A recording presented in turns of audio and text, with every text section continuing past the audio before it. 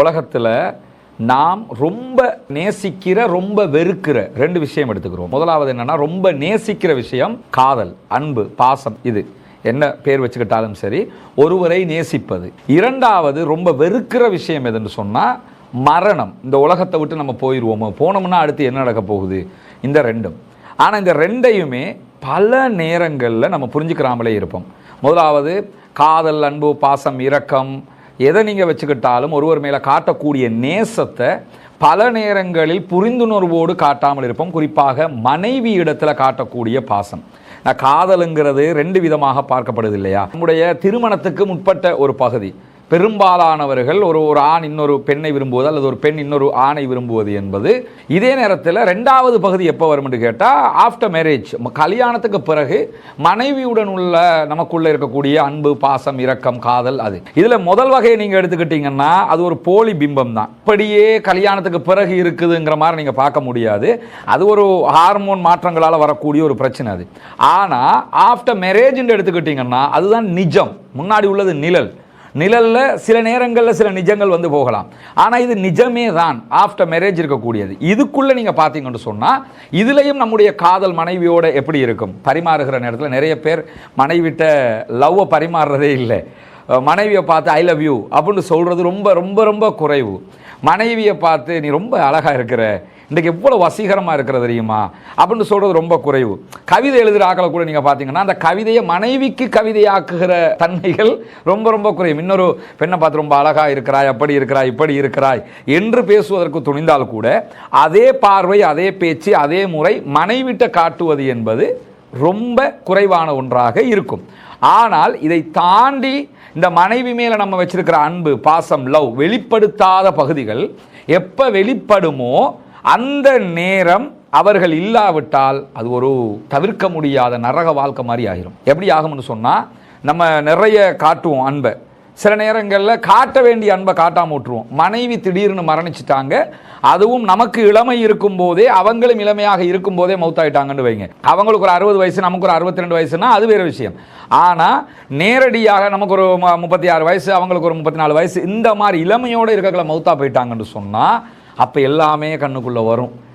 நம்மளோட இப்படி உணவு நேரத்தில் இப்படி நடந்துக்கிட்டாலே, ட்ரெஸ்ஸை கழுவி தந்தாலே, ட்ரெஸ்ஸை அயம் பண்ணி தந்தாலே, என் வாட்சை கட்டி விட்டாலே, நம்ம பிள்ளைகளோட இப்படி நடந்துக்கிட்டாலே, கதவை திறந்து விடுவாளே, நம்ம வெஹிக்கிளில் வந்து வெஹிக்கிள் சாவியை கொண்டு தருவாளே, வெஹிக்கிளில் இப்படி நடந்துக்கிறவாளே, எல்லா விவகாரம் அப்படி கண்ணுக்குள்ளே வந்துக்கிட்டே இருக்கும். அது ஒரு தாங்க முடியாத ஒரு மன கஷ்டத்தை நமக்கு தந்துடும். உதாரணமாக நீங்கள் எடுத்துக்கிட்டிங்கன்னா, அண்மையில் என்னுடைய ஒரு நெருங்கின நண்பர், அவருடைய மனைவி மரணிச்சிட்டாங்க.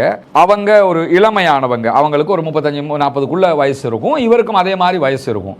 அவர் தன்னுடைய மனைவியை பற்றி சொன்ன செய்திகளும் அதே நேரத்தில் அவருடைய அந்த ஆதங்கங்களும் பெரியதொரு அடியை நம்முடைய உள்ளத்தில் அடிச்சிருச்சு. நாங்கள் நிறைய பேர் அவரத்தில் இருக்கும்போது என்னங்க மனைவி எப்படி என்ன ஏதுன்னு சொல்லும்போது, எப்படி மரணம் அந்த அந்த டைம் எப்படி இருந்தது என்று கேட்கும்போது, இல்லை ரஸ்மின், நான் வந்து ஒய்ஃபோட இப்படி தான் இருப்பேன், ரொம்ப நாங்கள் 2 பேரும் அந்நியோன்யமாக அன்பாக இருப்போம், நான் அவங்கள பேசும்போது அதை என்ன வார்த்தையால் மனைவியை கூப்பிடுவாரோ அந்த வார்த்தையை கூட அவர் சொல்லி காட்டி இப்படித்தான் நாங்கள் பேசுவோம். ஆனால் மனைவி வந்து ஒரு அசரு நேரம் மௌத்தா போயிட்டாங்க.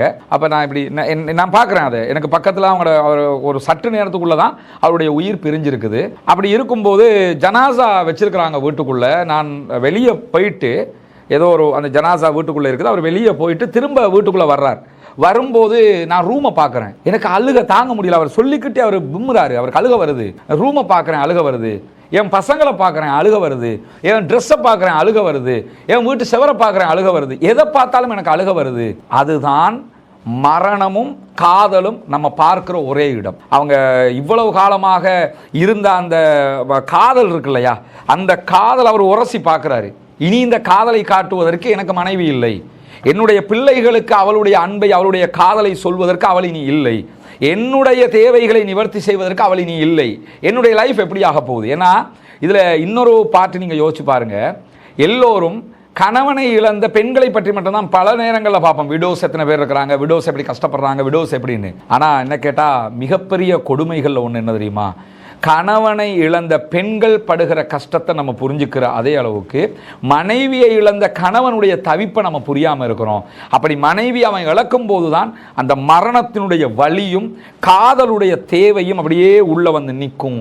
அதை நம்மளால சகிக்க முடியாமல் போயிடும். எனவே வாழுகிற காலத்திலேயே அன்பாக வாழ்ந்து கொள்ளுங்கள். பகிர்கிற காலத்திலேயே மனைவியோடு காதலை பகிர்ந்து கொள்ளுங்கள். கொடுக்கிற காலத்திலேயே மனைவியிடத்தில் அன்பை கொடுத்து விடுங்கள். எதெல்லாம் வச்சுக்கிட்டு இருக்கிறீங்களோ எல்லாத்தையும் அள்ளி கொடுத்துருங்க. ஒரு கவிதை சொல்ல நினைக்கிறீங்களா, அதை மனைவியிடத்தில் அள்ளி கொடுத்துருங்க. ஒரு நல்லதை சொல்ல நினைக்கிறீங்களா, அதை எடுத்து சொல்லிருங்க. நீ ரொம்ப அழகா இருக்கிறம்மா சொல்ல நினைக்கிறீங்களா, மனசுக்குள்ள வச்சுக்கிறாதீங்க, அப்படியே எடுத்து கொடுத்துருங்க. ஏன்னா நமக்கு முன்னாடி மனைவி அல்லது உங்களுக்கு முன்னால் கணவர் மரணித்து விட்டார் என்று சொன்னால் இதையெல்லாம் என்னால் கொடுக்க முடியாமல் போய்விட்டதே என்று நினைக்கிற அந்த தருணம் யாருடைய ஆறுதலும் உங்களிடத்தில் செல்லுபடியற்றதாகிவிடும். ஏன்னா ரசூலுல்லாஹி ஸல்லல்லாஹு அலைஹி வஸல்லம் அவங்க சொல்றாங்க, ஆசைகளை தகர்க்கக்கூடிய மரணத்தை அடிக்கடி நினைத்துக் கொள்ளுங்கள்ங்கிறாங்க. ஏன்னா உலகம்ங்கிறது அப்படி ஆசைகளால் சூழப்பட்டிருக்குது இல்லையா, அதனால நம்ம கூடுதலாக ஆசைப்படக்கலாம். இதை வச்சுக்கிட்டு இருக்க போறோமா, நம்ம விட்டுட்டு போயிடுவோம்ல, நமக்கு மரணம் வந்துடும்ல என்று நம்ம நினைக்கணுமாம். குர்ஆன் என்ன சொல்லும்னு சொன்னா, இன்னல் மௌத்தல்லதி தஃபிர்ரூன மின்ஹு ஃபஇன்னஹு முலாக்கீக்கும். அழகா அந்த வசன நடைய நீங்க எடுத்துக்கிட்டீங்கன்னா, இப்ப நம்மள ஒருத்தர் துரத்துறாருங்க, துரத்தும் போது எப்படி துரத்துவாரு, நம்ம முன்னாடி ஓடிக்கிட்டு இருப்போம், பின்னாடி தானே துரத்திக்கிட்டு வருவாரு. குர்ஆன் மரணத்தை பற்றி சொல்லும் போது இன்னல் மௌத்தல்லதி தஃபிர்ரூன மின்ஹு, நீங்க எந்த மரணத்தை கண்டு விரண்டு ஓடுகிறீர்களோ, செத்துருவோமோன்னு எதை கண்டு விரண்டு ஓடுகிறீர்களோ, ஃபைன்னஹு முலாக்கீக்கும், அது உங்களுக்கு முன்னால் வந்து நிற்கும் அப்படிங்கிறான் அல்லாஹு தஆலா. மரணம்ங்கிறது இப்படி கண்ணுக்கு முன்னாடி வந்து நிற்குமா, பின்னாடி எல்லாம் துரத்திக்கிட்டு வராது, இப்படி நேருக்கு நேராக வந்து நம்மளை சந்திக்கும் அப்படின்னு அல்லாஹு தஆலா சொல்லக்கூடிய காட்சியை நம்ம குர்ஆன்ல பார்க்க முடிகிறது.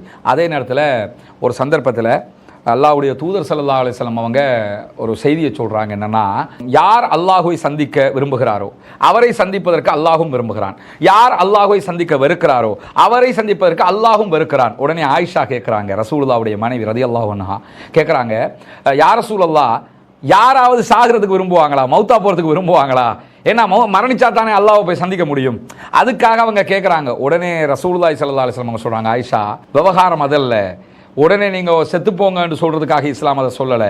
விவகாரம் என்னன்னு சொன்னால், மரண தருவாயுடைய நேரத்தில் எஸ் நான் மௌத்தா போகிறேன், அல்லாஹ் இடத்துல நான் போகிறேன், எனவே நான் அதுக்கு ரெடி என்று யார் நினைக்கிறாரோ அவரை சந்திப்பதற்கு அல்லாஹும் விரும்புகிறான். இல்லை நான் செத்துருவேனா, மரணம்னு தெரியுது, இனி யாரும் காப்பாற்ற முடியாதுன்னு தெரியுது, நான் செத்துருவேனா இனிமே என்ன என்று யாராவது அல்லாஹ்வை சந்திக்க வெறுத்தால் அவர்களை சந்திப்பதற்கு அல்லாஹும் வெறுக்கிறான் அப்படிங்கிறாங்க சொல்ல சஹீஹுல் புகாரில் வரக்கூடிய ஹதீஸ். இப்போ நீங்கள் மரணத்தை பற்றி நிறைய ஹதீஸ்களை பார்க்கலாம். இந்த ஹதீஸ்களை எல்லாம் எடுத்துட்டு காதலோடு ஒப்பிட்டு பாருங்க. இந்த உலகத்தில் இருக்கக்கூடிய அன்பு, பாசம், இரக்கம், ஈர்ப்பு எல்லாத்தையும் எடுங்க, மரணம் கொண்டாந்து வைங்க. இந்த ரெண்டுடைய புரிதலும் எப்ப நமக்கு தெரிய வரும்னா, நாம் நேசிக்கிற ஒருவரை நாம் இழக்கிற போது. எனவே நேசிக்கிறவர்களுடைய நேசத்தை நேரடியாக பகிர்ந்து கொள்ளுங்கள். நேசத்தை பகிர்வதற்கு கால நேரத்தை தாமதிச்சிடாதீங்க. பாசத்தை காட்டணும்னு நினைச்சிட்டீங்கன்னா உடனே பாசத்தை காட்டுறதுக்கு என்ன காசா வேணாமா, ஒரு காசு இப்போ கொடுக்க வேணாம் பிறகு கொடுக்கலாம்னு யோசிக்கலாம். அது பாசம், அன்பு, இரக்கம், கருணை, அதை கொடுக்கறதுக்கு நம்ம ஏன் வந்து தயங்கணும்? வீட்டை விட்டு போகிறோமா, ஏம்மா நான் போயிட்டு வரேன், மனைவியை கூப்பிட்டு நெத்தியில் கிஸ் பண்ணிட்டு போங்க, என்ன பிரச்சனை, மனைவியோட கன்னத்தில் கிஸ் பண்ணிட்டு போங்க, ஏன் மனைவியோட உதட்டில் கிஸ் பண்ணிட்டு போனாலும் யார் கேட்க முடியும்?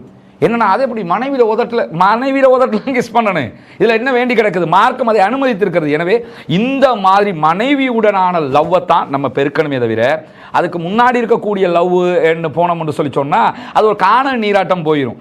திருமணத்துக்கு பிறகு இருக்கக்கூடிய இந்த பகுதி எவ்வளவு புனிதமானது, எவ்வளவு ஆழமான ஒரு காதலாக இருக்குங்கிறத நான் அந்த மரண வீட்டில் நான் அதை பார்த்தேன்.